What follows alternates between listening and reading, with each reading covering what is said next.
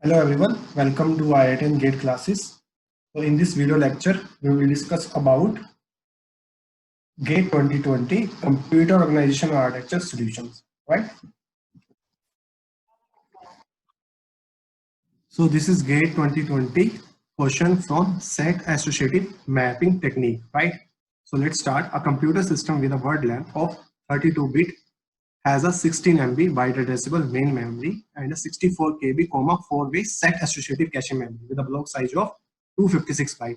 So word length is given 32-bit, right? And main memory is given 16 MB and cache memory is given 64 KB, right? And the technique we are using is set associative. If set associative technique we are using, it means your cache index will be, this is your word offset, this is your set offset, and this is your tag, right? Or you can say block offset, right? Similarly, set offset and tag, right? That is the cache index from the set associative cache memory technique. Now consider the following: 4 physical address represented in hexadecimal. Okay, this 4 physical address represented in hexadecimal. Which one of the following is true? A1, A3 are mapped to the same cache set. A2, A3 are mapped to. So they are asking if this block, this physical address are mapped to the same cache set or different cache set, right? We have to calculate. Okay, so for calculating they are belong to the same cache set or different cache set, it means number of bits in the set offset that will be same from that physical address, then we can say they belong to the same cache set. Otherwise they belong to the different cache set. That's a very simple question, right? So first we have to find out how many bits are required for the word offset. What is the size of the block size? Block size is given 256. If 256 is given, it means 256 byte, it means 2 raised to 8 bytes, right? So 8 bits are required. 8 bits are required for the word offset, right? Now you have to calculate number of bits for set offset. So for this, first you have to calculate number of blocks in the cache memory. Number of blocks in the cache memory means number of blocks, the size of the cache memory divided by block size. Block size is means 256 byte. It means 2 raised to power 16 divided by 2 raised to power 8, which is 2 raised to power 8, right? That number means 256 blocks in the cache memory, or in another way, 256 number of lines in the cache memory. Number of lines also you can calculate. It's the same thing, or number of blocks, right?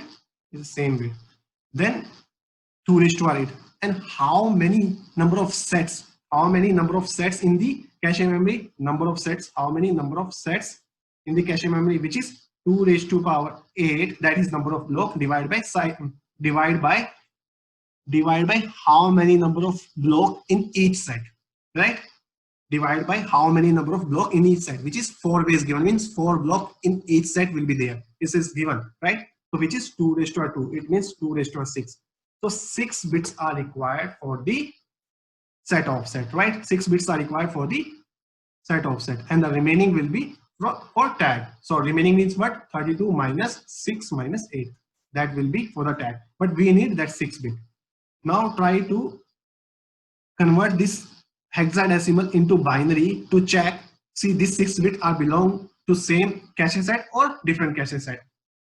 See, your 1 digit is means 4 bit in the hexadecimal. You know that. So 8 bit are for the word offset. So it means the last 2 digit from the word address or block offset, last 2, right? Now the 6 bit we need, right? Now 6 bits come from these 2 digits, right? C8, 68 and 28 and 48 from these 2. Now see, convert this into binary.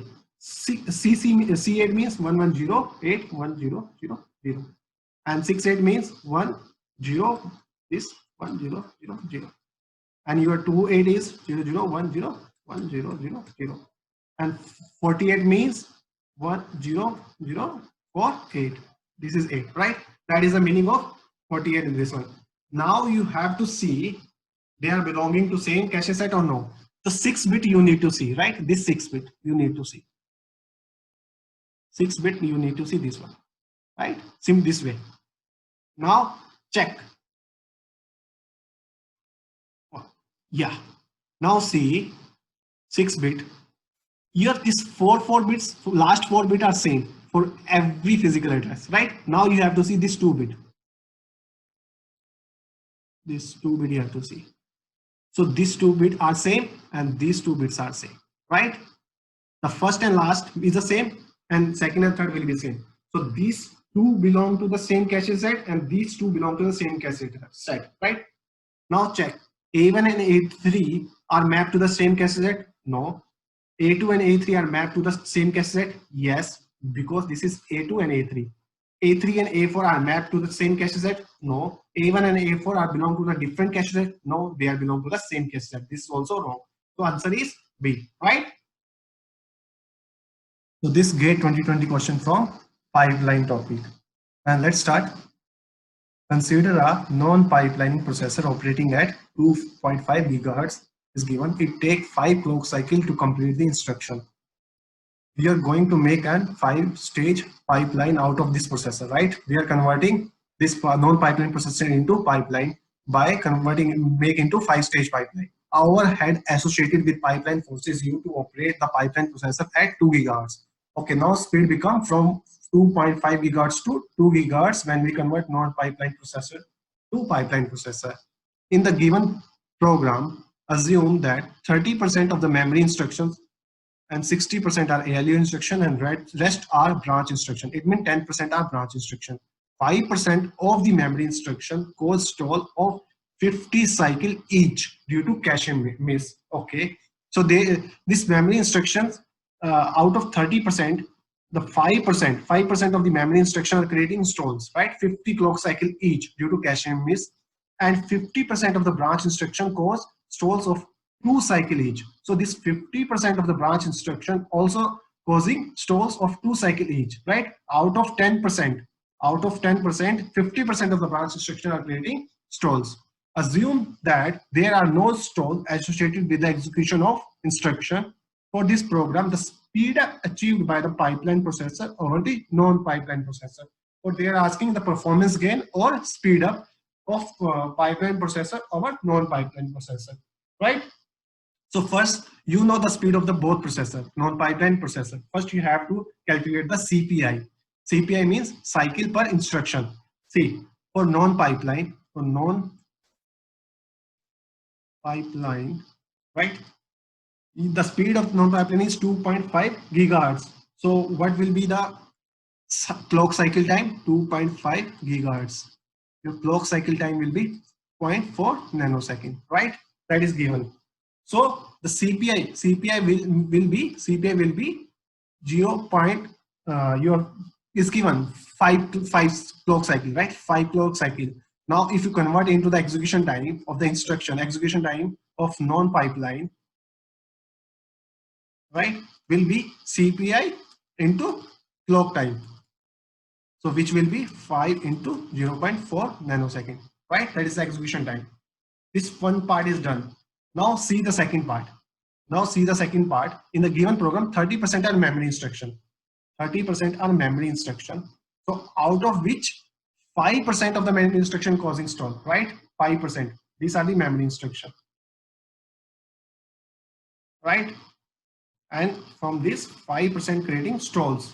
How many stalls? 50 clock cycle. Each due to cache miss. Okay. The second one, 60% are ALU instruction. This one. So this 60%, out of 60%, is there any stall? No. 0% creating stalls, right? The third one is 10% is a branch instruction, right? This branch instruction, and 50% of the branch instruction creating stall, which is 2 cycle each, right? Now you have to calculate the CPI of pipeline, right? CPI of pipeline. So what is the speed of that pipeline processor? 2 gigahertz. So your clock cycle time means 2 gigahertz what? 1 divided by this gigahertz, which is 0.5 nanosecond. That is the cycle time. Now we have to calculate the CPI for pipeline processor, right? And you know the speed of the pipeline processor is 2 gigahertz, 1 by 2 gigahertz, which is a clock cycle time is 0.5 nanosecond. Now calculate CPI. CPI is normally in pipeline 1. Plus here stalls are there. So some extra stalls, right, are there. How will you calculate? 1 plus how many 30% instruction or memory instruction? 30% are instruction or memory instruction. Multiply 5% from that 30% creating stall, right? 5% from that 30 creating stall, and how many per each 50 clock cycle, right? Plus from ALU there is no stalls are there, but from branch instruction, yes. How many? 10% are the branch instruction, right? And 50% are creating stall and 2 cycle per each. Now if you try to calculate this part, right, that will come 1.85 if you do the mathematical calculation. Now calculate the execution time. Execution time of pipeline is 1.85 multiplied by the clock cycle time, which is 0.5, right? So this one is the execution time, right? Now the speed up is, if you see the speed up, just let me rub that part.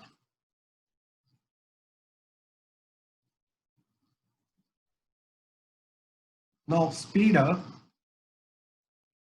execution time of non-pipeline divided by execution time of pipeline. You know that formula. So here non-pipeline is 5 into 0.4, here 1.85 into 0.5, that is given, right?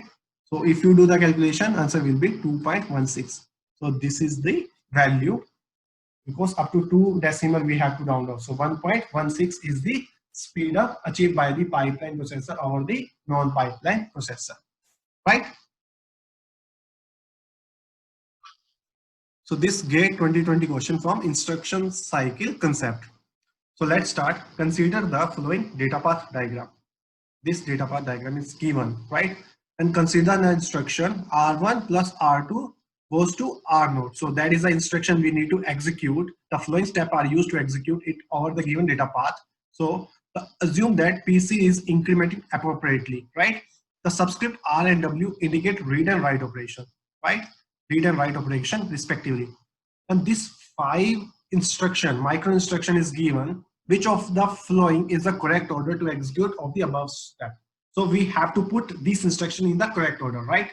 And from the data path diagram, this MAR is the memory address register, MDR is the memory data register for storing the address. While if you want to read from the memory, we have to put the address first in the MDR, then we can read from the memory. So whatever the data, MDR means to write the data on the memory or to write the data also on the control memory, you have to read first from the main memory and put into the this one. This is the bidirectional, this is a unidirectional. You know that part, right? Instruction, and normally to execute any instruction, we have a 4-way. First instruction fetch, then instruction decode, then execute, the last one write back. This way we execute our single instruction. Now we have to find out instruction fetch. For instruction fetch, first we need to read the address from the program counter, and that address first will go to the memory address register, right? Like this, PC read goes to the memory address register. So is there any instruction corresponding? Yes, 3 is there. We are reading from the PC and writing to the memory address register, and then reading from the main memory. After reading data from the main memory, we have to put into the MDR.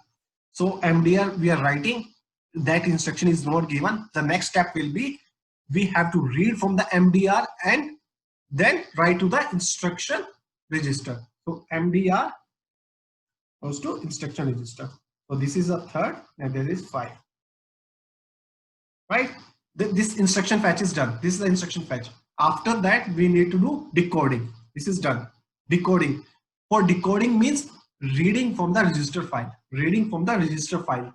So you know R1, R2 we have to calculate. So in the ALU operation, one of the value of the register we have to put into temporary register. Let's assume R1 will be put. So where we are reading the R1, yes, here we are reading the R1 and we are writing into the temporary register. So this R1 reading to temporary register, writing to temporary register, right? So that is a instruction decoding we are doing. After that, we need to do addition, right? Which will be your M1 plus right R2, and this is ALU add goes to temporary register, So the first one is the next step, which is execution step, right? Which is an execution step. The last one you have to write back into the main memory. How will you? But no. In the equation we are not writing to main memory. We are writing to the R node register. Where we are writing our result, we are writing into the R node register, which is 4. So answer will be, the first will be 3, next will be 5, next will be 2, then 1, then 4. So C will be the answer of this question, right? Simple question, just we have to maintain the order of this micro instruction. So this GATE 2020 question from CPU organization, right? So let's see. Processor has 64 register and use 16-bit instruction format. So your instruction length is 16-bit, right? Instruction length is 16-bit is given. It has two type of instruction, I type and R type. So they divided two types, I type and R type. In I type instruction contain opcode. I type instruction, they contain opcode and register and immediate value, right?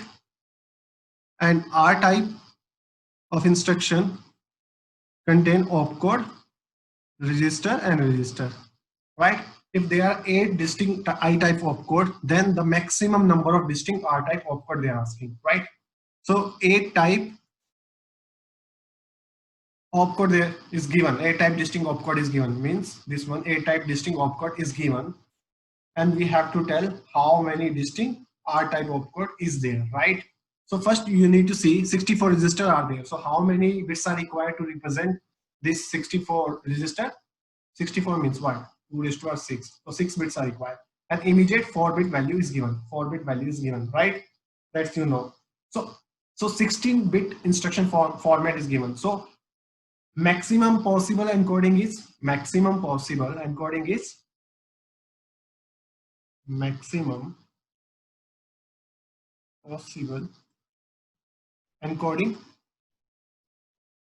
2 raised to 16. You know that, right? So we have to calculate the number of distinct R type opcode, right? So try to calculate the I type, total number of I type encoding and total number of R type, and assume this is X. Assume this is X, right? So for this one, I type 8 is given into 2 raised to power 6 multiplied 2 raised to power 4. That number of encoding possible from I type, right? I type plus X into 2 raised to power 6 into 2 raised to power 6. That will be number of encoding from R type, and total will be 2 raised to power 16, right? Just take this one common. So this is 2 raised to power 13 plus 2 raised to power 12 multiplied X is equal to 2 raised to power 16, which will be your, if you take common this one, 2 raised to power 12 into X is equal to 2 raised to power 16 minus 2 raised to power 13. So X will be 2 raised to power 12 into 2 raised to power 13 common 8 minus 1, right? So this one 2 into 7, which is 14. So 14 distinct R type opcode possible. So answer is 14.